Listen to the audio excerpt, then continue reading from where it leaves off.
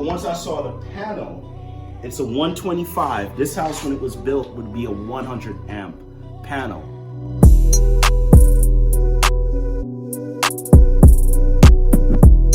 I look at the breaker panel, and that's what caught me off guard. An older house is going to have a fuse.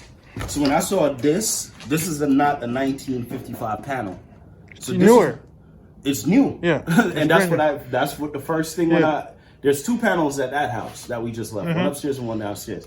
So for electrical, normally there's a way around it where I could have figured it out ahead of time, which was to pull an outlet out.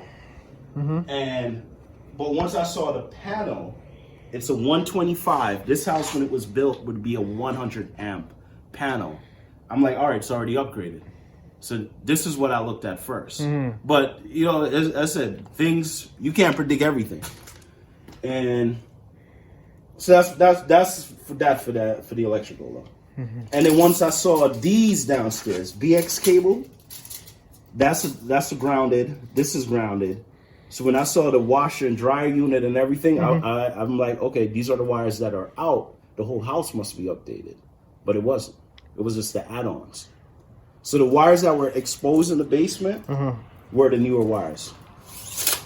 Now that I'm remembering. So that's what I'm like, and I saw the panel, so I'm like, everything is good. But it wasn't.